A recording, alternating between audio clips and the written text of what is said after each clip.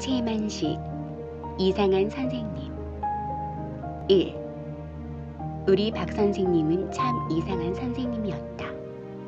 박 선생님은 생긴 것부터가 무척 이상하게 생긴 선생님이었다. 키가 한 뼘밖에 안 되는 박 선생님이라서 뼘생 또는 뼘박이라는 별명이 있는 것처럼 박 선생님의 키는 키 작은 사람 가운데서도 유난히 작은 키였다. 일본 정치 때 혈소로 쥐연병을 지어냈다 체력 검사에 키가 제 척수에 차지 못해 낙방이 되었다면, 그래서 땅을 치고 울었다면 얼마나 작은 키인 것은 알 일이다. 그런 작은 키에 몸집은 그저 한 줌만 하고, 이 한 줌만한 몸집에 한 뼘만한 키 위에 가서, 그런데 이건 깜짝 놀랄 만큼 큰 머리통이 봄에 위태위태하게 올라앉아 있다. 그래서 박 선생님의 또 하나의 별명은 대갈장군이라고도 하였다. 머리통이 그렇게 큰 박 선생님의 얼굴은 어떻게 생겼느냐 하면 또한 여는 사람과는 많이 달랐다. 뒤통수와 앞이마가 툭 내솟고 내솟은 좁은 이마 밑으로 눈썹이 시커멓고, 왕방울 같은 두 눈은 부리부리하니 전기가 있고도 사납고, 코는 매부리 코요, 입은 매기 입으로 기미까지 넙죽 째지고, 그리고 목소리는 새꼬챙이로 찌르는 것처럼 쨍쨍하고. 이런 대갈장군의 뼘생 박 선생님과 아주 정반대로 생긴 이가 강 선생님이었다. 강 선생님은 키가 크고 몸집도 크고 얼굴이 너부릇하고, 얼굴이 검기는 하여도 순하지 사남이 든 데가 없고, 눈은 더 순하고 허허 웃기를 잘하고 별로 성을 내는 일이 없고, 아무하고나 장난을 잘하고. 강 선생님은 이런 선생님이었다. 뼘박 박 선생님과 강 선생님은 만나면 싸움이었다. 하악을 하고 나서 우리들이 소재를 한 교실을 둘러보다 가든지 또는 운동장에서든지, 그러니까 우리들이 여럿이는 보지 않는 곳에서 말이다. 두 선생님이 만난다 치면 강 선생님은 괜히 장난이 하고 싶어 박 선생님을 먼저 건드리곤 하였다. 뼘박아, 담배 한 대 붙여 올려라. 강 선생님이 그 생긴 것처럼 느릿느릿한 말로 이렇게 장난을 청하고, 그런다 치면 박 선생님은 벌써 성이 발끈 나가지고 까불지 마라, 죽여놓을 테니. 얘야, 까불다니. 이 덕집엔 좀 억울하구나. 아무튼 담배나 한 개 빌리자꾸나. 나도 뻐젓한 돈 주고 담배 샀어. 아따, 이 사람 누가 자네더러 담배 도둑질 했대나? 너도 돈 내고 담배 사 피우란 말이야. 에구, 요젤이야. 채가 요렇게 용잔하게 생겼거들랑 속이나 좀 너그럽겠어요. 몽쿠그서 속 못 차리는 건 볼 수 없더라. 하나는 커다란 몸짓을 해가지고 싱글싱글 웃으면서, 하나는 한 뼘만한 키에 그 무섭게 큰 머리통을 한 얼굴을 바싹 대들고는 사남이 졸졸 흐르면서 그렇게 마주서서 싸우는 모양은 마치 큰 숙회와 조그만 고양이가 마주 만난 형국이었다. 2. 다른 학교에서도 다 그랬을 테지만 우리 학교에서도 그때 말로 국어라던 일본말, 그 일본말로만 말을 하게 하고, 엄마 아빠 할 적부터 배운 조선말은 아주 한마디도 쓰지 못하게 하였다. 그러나 주재소의 순사, 면의 면석이, 도 평의원을 한 송주사, 또 군이나 도에서 연설하러 온 사람, 이런 사람들이나 조선 사람끼리 만나도 척척 일본말로 인사를 하고 이야기를 하고 하였지, 다른 사람들이야 일본 사람과 만났을 때 말고는 다들 조선말로 말을 하고, 그래서 학교 문 밖에만 나가면 만판 조선말로 말을 하는 사람들이요. 더구나 집에 돌아가면 어머니, 아버지, 언니, 누나, 애기 모두들 조선말로 말을 하고 하였다.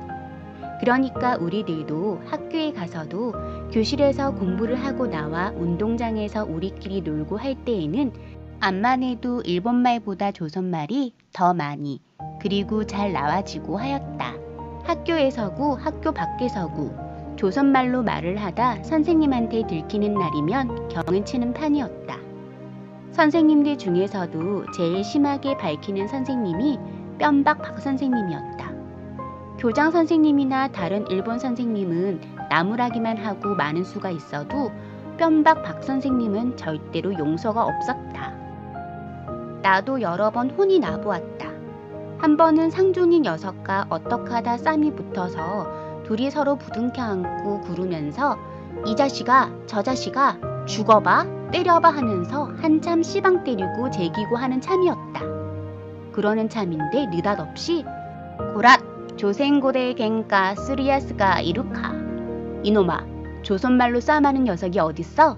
하면서 구둣발길로 넓적다리를 걷어차는 건 정신없는 중에도 뼘박 박 선생님이었다. 우리 둘이는 그 자리에서 뺨이 붙도록 따기를 맞았고 공부 시간에 들어가지도 못하고서 그 시간 동안 변소 소재를 하였고 그리고 조행의 점수를 듬뿍 깎이고 하였다. 이렇게 뼘박 박 선생님한테 제일 중한 벌을 받는 것이 무엇이냐 하면 조선말로 짓거리다 들키는 때였다. 강 선생님은 그와 반대로 아무 시비가 없었다.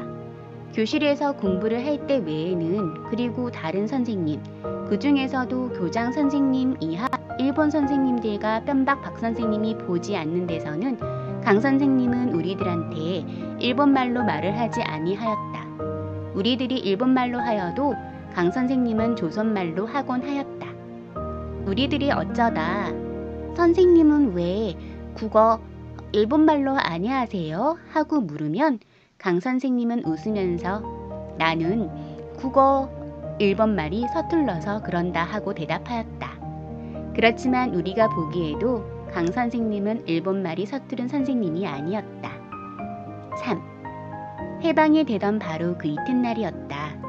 여름 방학으로 놀던 때라 나는 궁금하여서 학교에 가보았다.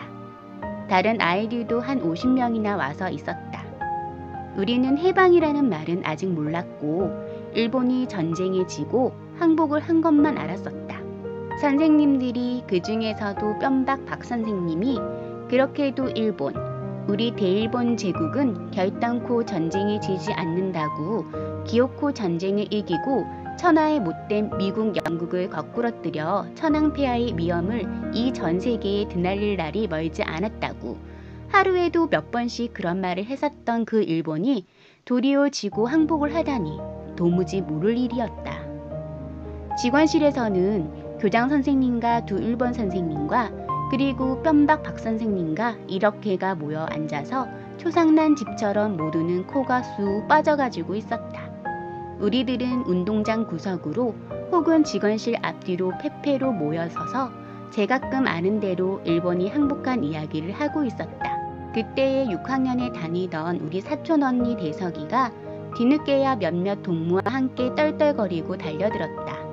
똘똘하고 기운 세고 싸움 잘하고 그러느라고 선생님들한테 꾸지람과 매는 도맡아 맞고 반에서 성적은 제일 꼴찌요 한 천하 말썽꾼이었다. 대석 언니네 집은 읍에서 10리나 되는 곳이었고 그래서 오늘 아침에야 소문을 들었노라고 하였다.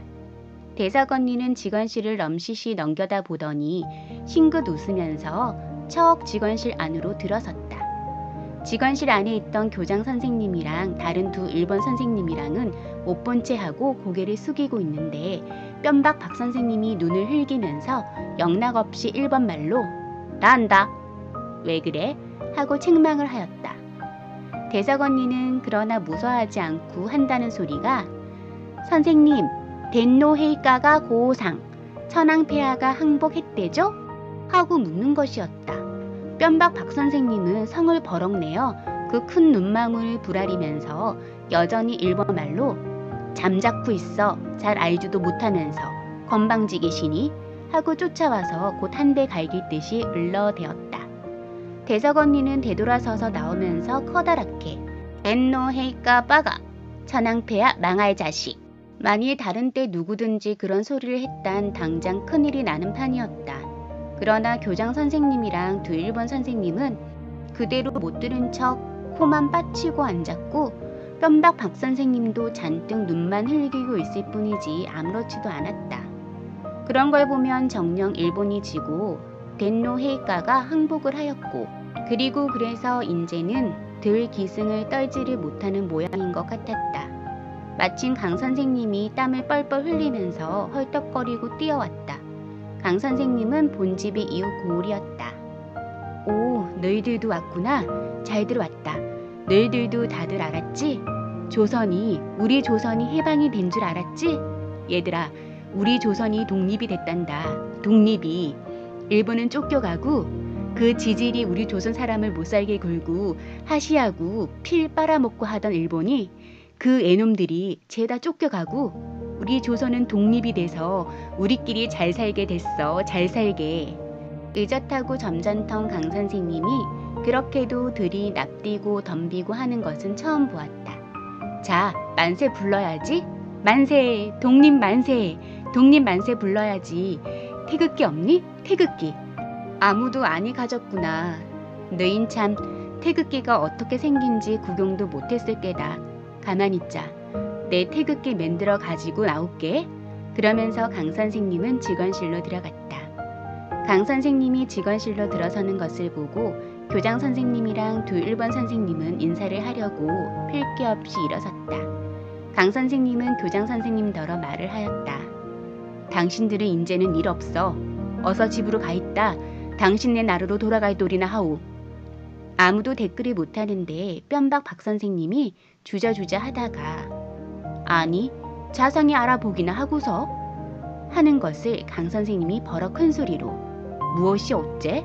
자넨 그래 무어가 미련이 남은 게 있어. 외놈들하고 대가리 맞대고 앉아서 수군덕거리나? 혈서로 지원병 지원 한 번 더 해보고퍼 그리나? 아따 그다지 애달거드랑 외놈들 쫓겨가는 꽁무니 따라 일본으로 가 살게 그려나? 자네 같은 충신이면 일본서도 괄시 아니하리. 뼘박 박 선생님은 그만 두 말도 못하고 얼굴이 벌게서 어쩔 줄을 몰라 하였다. 뼘박 박 선생님이 남한테 이렇게 꼼짝을 못하는 것을 보기는 우리는 처음이었다. 강 선생님은 반지를 여러 장 꺼내어 놓고 붉은 잉크와 푸른 잉크로 태극기를 몇 장이고 그렸다.